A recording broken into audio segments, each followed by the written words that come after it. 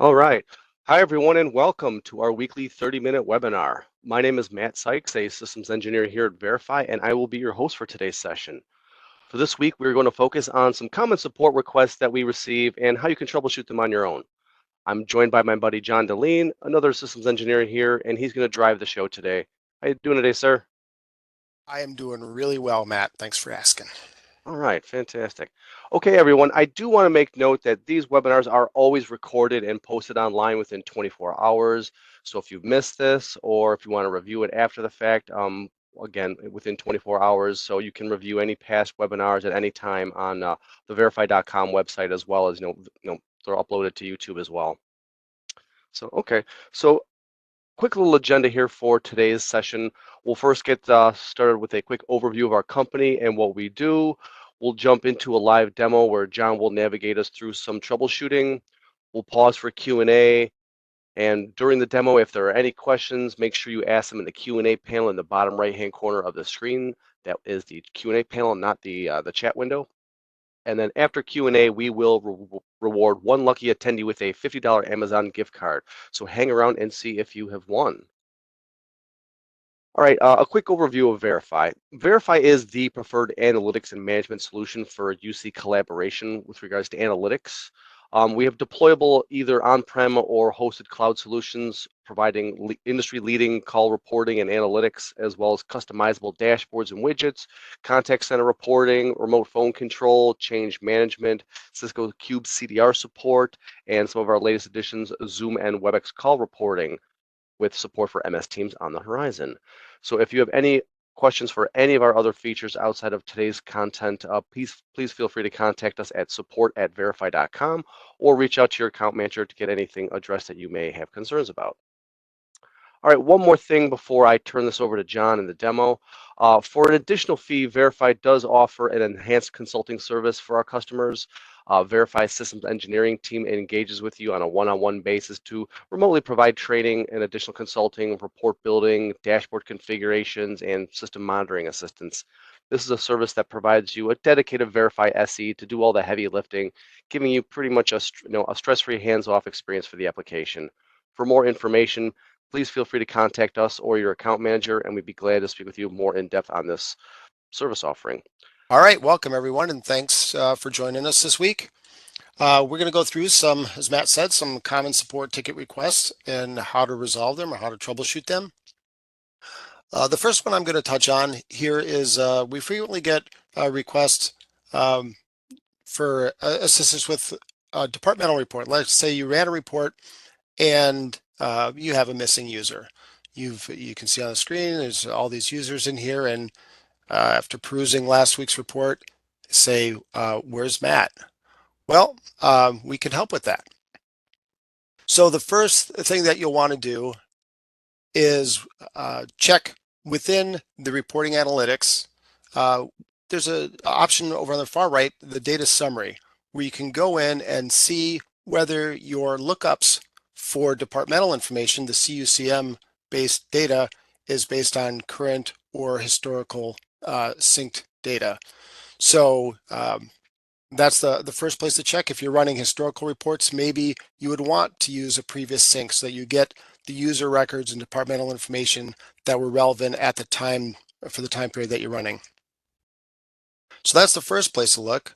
But like, let's say that Matt's been here forever and that's set to current data. The next thing you'll want to do is to go over into the call manager and say within the administration, within user management in the end user records, and check Matt there. So I'm just going to go in and find Matt, and there he is. And well, he wasn't, the department in that report was maintenance, and here Matt is showing in field. So I want to change that, but I can see here under his user status that Matt is a LDAP synchronized user. So that means that the call manager is getting its user information from Active Directory. And so I won't have the ability here. If I go into Matt's user record, that field, that department field is not available for editing. Now I'm going to jump back into the end user records again, because I saw there that Maria There's another user, Maria. Yeah, so Maria is an enabled local user. So let's say that she was the problem. She was missing from the report because she's assigned here in the QA department instead of the maintenance department. We can go into Maria's record. And because she's not an LDAP sync user, your Cisco administration folks could just correct the department there and change her over from QA to maintenance. And then it's, a matter of finding out, why it changed. And unfortunately, we won't be able to help you with that.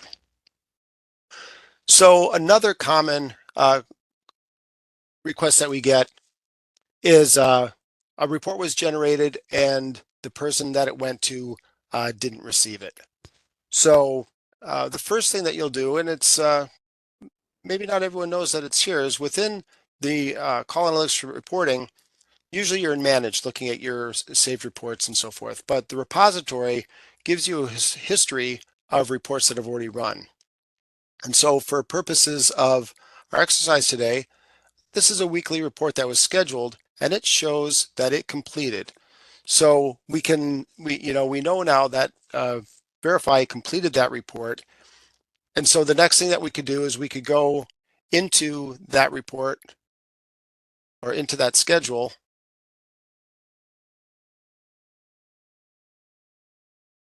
and we can check the recipient on that. Do we have the right email address for that recipient? So if I go to the delivery here, yep, it was supposed to go to me and it did. So we've ruled that out. So now we're thinking we'll need to get that report. How can we resend it? How can we get it to them? If it executed, it's emailed, but they didn't get it. So we'll go back into the repository here, and you have the option then within the repository, you can download the report, uh, either through the link on the left or the download on the right. But like, let's say that the report was not for last week, they're missing the report from the prior week.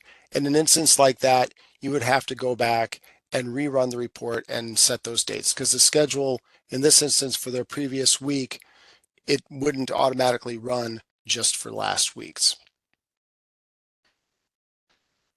All right, so another common request that we get, a lot of folks use this our template for the organizational summary end user or the organizational summary by extension.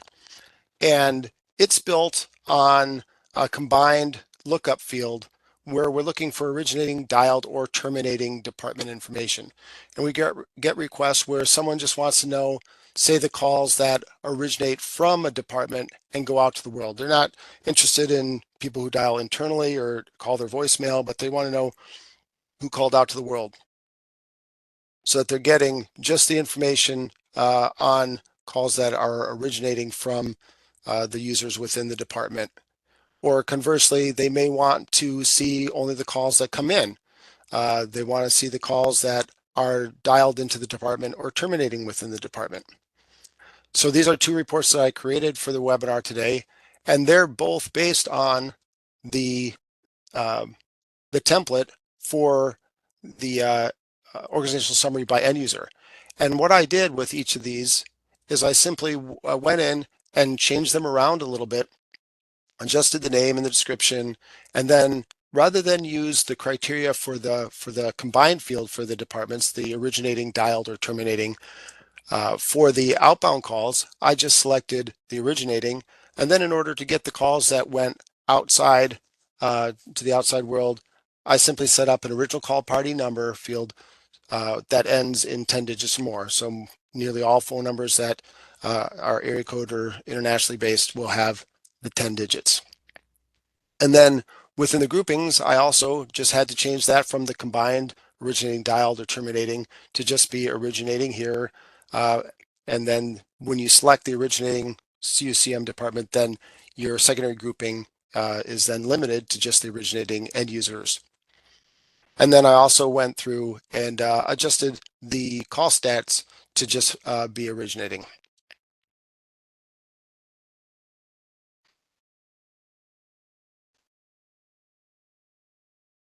All right. The next question that we get often is with regard to uh, ring counts. Some people are moving over from legacy platforms, or they, they just kind of have in their mind how many rings before it gets answered. Well, that isn't a piece of information that Cisco provides to us. What Cisco does give us is a number of date time fields: origination, connection, termination, along with the ring time. And from that, we provide in our results ring time in seconds. And then we recently added a couple releases ago a computed ring time. And so what these do is they would replace, or we like these instead of trying to determine ring counts, which can be 3 seconds, 4 seconds, and hung up in the middle and whatnot, to just have the seconds. And the computed ring time, it can be super valuable because based on the date, time connections and terminations and originations and stuff that I mentioned, we actually have developed this computed ring time, and there's another webinar that covers it in great detail, but that allows you to see just the number of ring seconds relevant to a certain leg of a call. So there's a lot of calls if they come into your system and they're coming into an attendant or a hunt group or whatever, they may be passed around, and rather than have a ring time calculation that could be a kind of the continuous calculation, we now have the computer ring time that will give you a real accurate representation on a per leg basis. All right, so another request that we often get is to, and this is be with regard to multi-cluster customers. If you have more than one call manager cluster and you have a report that you've created on one, so here on the Mexico City, I have created this department direct dial report, but I want it over on my Colorado site. Well, it's just a real straightforward two-step process to do that. I would just take the report here on the Mexico City side. I export that, so now that is in my downloads, and then I would simply change over here to my Colorado cluster, hover over the create reports there, go to import. I can browse out then. The report downloads are saved as JSON files, so there's my department direct dial file. I open that and import it. And now you can see here on my Colorado cluster, I have that same report. Of course, you may have to adjust depending on whether you're looking for, the content within your criteria. But to have the foundation of that report, that's how you could get there. Now, one more, and this is one of my favorites. We have customers that they have a need to find a number. Something happened and they need to know where in the system this number exists. It doesn't matter whether it was, whether it was dialed or received, or they just have to know anything around it. So what we'll do for that is use our combined fields. So here I have calling party, original, or final call party number. So that's looking for, well, we'll get it in the right place here. There we go. So we're looking for this string, and we'll do an ends with here, and I'll expound on it a little bit in a second. So we're looking for this string anywhere, whether it was a calling party, which would be the caller ID, the original called party number, so who initially received the call, or the final being where it terminated. So here, if I go and view results, I now bring back for the previous week, I see these 11 examples, and you can see that now I have found that number as a calling party number. I've found it as both the original and the final call party number, and I have found it with a +1 on there. And so that's why I did that with the ends with. And you can extrapolate this out even further. Let's say you don't know where it went, but you know it went to an area code exchange. We could use the contains operator then. And so I'm now looking for this string, and it could overshoot a little bit on the off chance that 757.855 is somewhere else within the string. But this could allow you to zero in on whether it came from the outside or was dialed from the inside. And you could pick up then anything that went to 757.855 that way. In the case of my example here, it doesn't yield any extra results, but I did want to point that out. All right, so those are the 6 common support ticket requests that I wanted to cover for today. Matt, has there been anything come across in the Q&A? I kind of jumped through that pretty quick. Anybody You got did. anything for me? I do have a little bit for you, but fantastic job, John. That was definitely good laying out some kind of common support requests that we kind of normally see, month by month. I hope so. But so okay, so save the screen sharing on you. I'll grab it back in a moment. But so anyone that has any questions or comments they want to deliver to us live on session, you certainly may. Go ahead and find the Q&A panel. If the 2 I'm going to cover so far, let's see. Katie did ask here, John, how do you change column headers in some of the reports so it doesn't sound so techie speaking when Yeah, that's a great managers are question. viewing a Yeah, report? I had actually intended to point that out earlier because often when we use these combined fields, we end up with these long convoluted things and when you're thinking about the who's going to be consuming the report, it maybe isn't ideal to have this there. You may want to know to kind of condense it down or to provide something that's going to be more understandable to a layman that might be receiving the report. And so that's when our custom label sets come in. So within the reporting analytics, if I went into configure here, and then we have the custom label sets, and there's a couple here in our lab environment, and I'll just jump into my label set. But yeah, you can see that you can adjust if you have details on a report, you can adjust that. Here, looks like I've already done this for a prior something or other, but that find anywhere kind of lookup, rather than say calling party original or final call party number, I created a custom label for participant number. And so that may be something that the person consuming the report, can better absorb or understand easily. And then across the different groupings, there's just about anything that you can group by or detail, anything that you can add to report, scenario groups and so forth. You can see here in my example that that you can rename columns and labeling throughout the application for your reporting. And you can create multiple label sets for different areas of your reporting too, or different people have a different angle on it. So Okay, cool. yeah, Good thanks. call. Yep, no, good. Thanks for walking us through that. But real quickly, how about you do this? Show us how you would apply that label set to a report. Not that you need to run one, but how would you apply one? Oh, let's see. So if we let's go back into the report.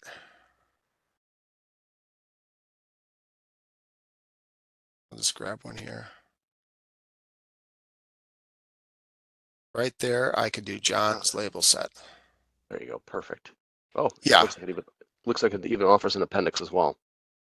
All right. Yeah. So let's say that, you want to avoid confusion. Last time it said this time it says that. You could provide this appendix that would show kind of the before and after, both what the label set labeling is and the other one. So that's what the appendix would provide for you. Perfect. Perfect. Okay. Looks like last question here is from Steven. How do I upgrade Verify? And is this something I can do on my own, or is this something we need support for? Well, you can absolutely take it on your own. I'm going to just open up a new tab here, and I'm going to jump over to our website. It's really straightforward. We even have it right there on the top of the banner. You can go to the download, and you do have to have a login and so forth, and prove that you're human. I'm not sure what that is, but I'm not even going to try with that. I'm going to skip that one. Let's see if it really wants me to find. That could take me all day to find. There we go. Containing a microwave. Let's hope and it's going to make me do that twice. They look like old style TVs, really. And then in you go. Yep. So from there, you have access to the downloads. You can download the updates. And I also want to point out here, and you can see the new layout of our website. This is just a few weeks old now, but the navigation is a lot smoother, and our knowledge base is now available with a real easy search, both for the how-to things like how to upgrade. How to upgrade verify. So there's a nice little KB article there that'll help walk you through it. You have access to our webinars. There's our smiling faces, upcoming webinars, recent webinars, and now we have a search in here too. So there's a awful lot of content available on our website. We encourage you to use it. But as always, if you run into any trouble, reach out to us, support@verify.com, and we will help you out with whatever it is that needs help. Definitely. Okay, that seems to be it on the questions so far. Just a little bit of chatter. Nina did have a good question. Are the label changes, are they permanent to each column per label set? When and where are they created? I did chat back to her. So the label sets can be configured to be system-wide, or most of the time they're user-specific for the application login users. And they're configured right where John's hovering at. He's in the call analytics module, underneath configure, and then custom label sets. So that's where they are. Thank you for the the website does look good, Lou. Thank you for that call out. They did a lot of hours went into that, so that did make it look pretty polished. Yeah, it's cool. John, if you are done, I'm going to snag the wheel. All right, please do. Okay, we'd like to thank everybody again who attended today. We appreciate you taking time out of your busy schedule to join us. Our next session will be next week. Jim Schultens and myself will walk you through some more report troubleshootings. For instance, like, why aren't my total call summaries no tallying up from abandons, answer call counts, not connected, and stuff like that. We're going to cover that. So, all right. So thank you all for joining us again, and have a great rest of your week. And we'll see you next time. Thank you.